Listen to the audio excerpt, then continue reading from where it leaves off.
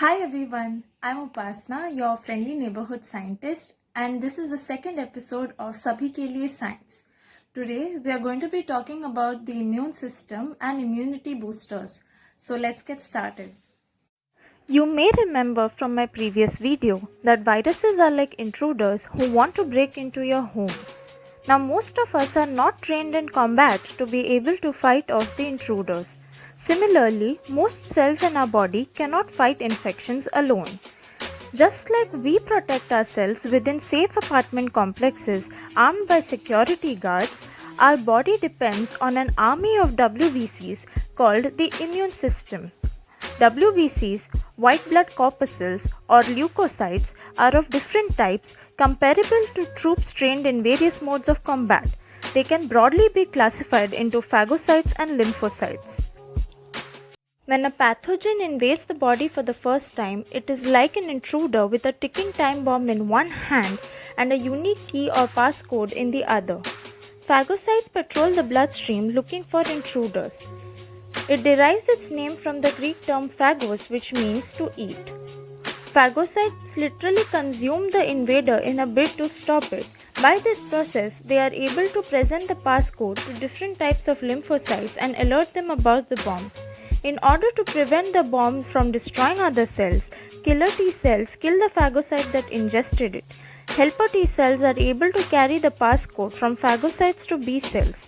With the help of the passcode, B cells are able to mass produce special proteins called antibodies, which are unique kits that help in specifically diffusing other such bombs.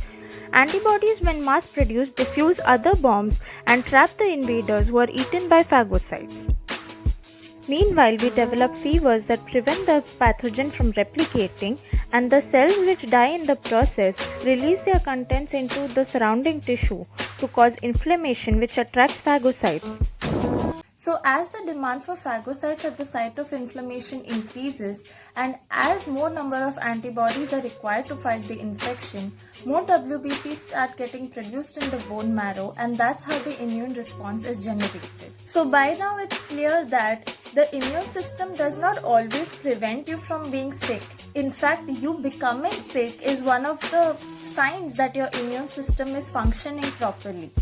The job of your immune system is not to prevent you from getting a fever, but to make sure that any harmful agent does not kill you.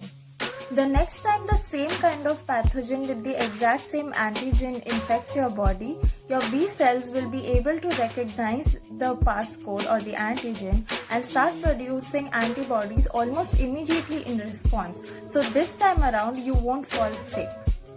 Sometimes, due to various factors including genetic factors, our systems go into overdrive. For example, in case of allergies, where harmless substances like pollen or nuts trigger the B cells into mass producing unnecessary antibodies. Or in case of a bone transplant, the bone marrow from the donor does not sit well in the host and too many WBCs are produced. These WBCs then start attacking the host's own cells. It's like the very security personnel that was supposed to defend you has gathered in large numbers to attack you instead. Similarly, in case of autoimmune disorders such as rheumatoid arthritis, some of our own cells are considered the enemy by our immune systems. The only respite is the use of immunosuppressants that weaken the immune system. However, this can prove detrimental in case a new invader arrives, such as the coronavirus. COVID-19 patients that suffer from such disorders are advised to go off immunosuppressants for at least 2 weeks. People can also have weak immune systems due to lifestyle disorders such as uncontrolled diabetes or due to infectious agents like HIV.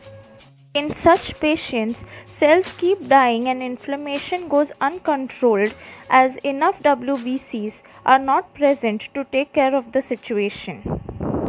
With our increasingly unhealthy lifestyles, diabetes has become more prevalent, especially among middle-aged and older-aged people.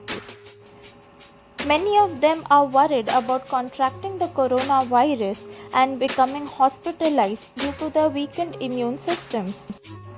Feeding on the fears of these people are others who take advantage of the situation to sell or promote immunity boosters that claim to be able to support the immune system so that you don't fall sick.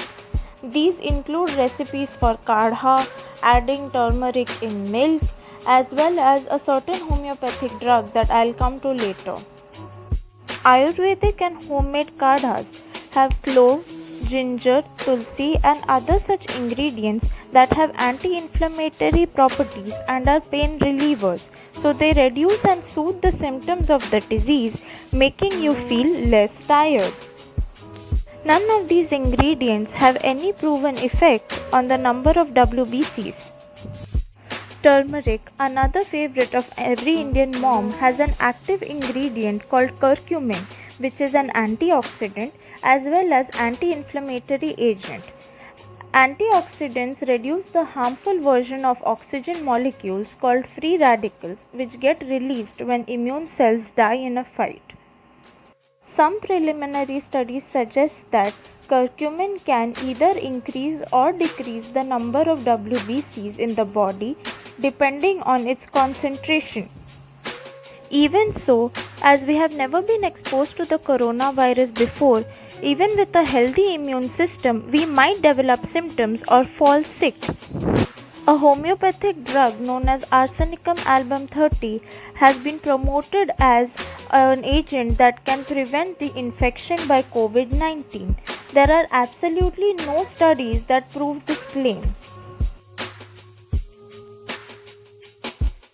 The most mysterious of all cases is that of asymptomatic carriers.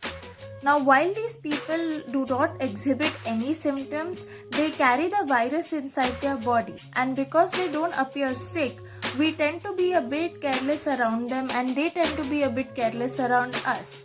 So this is how they end up infecting more number of people. As a fun exercise, you can go ahead and Google about Typhoid Mary, who was one of the first asymptomatic carriers of a disease to be identified. That's all for today, folks. I hope this was enjoyable for you as well as useful. And if you want to have 𝐂𝐲𝐢𝐬𝐬 or haldi, they do have their benefits, but please remember that they are not precautionary measures. The only precautionary measures we know of are wearing a face mask, washing your hands regularly, maintaining social distancing. So please do not compromise on those things no matter what else you do. Thank you.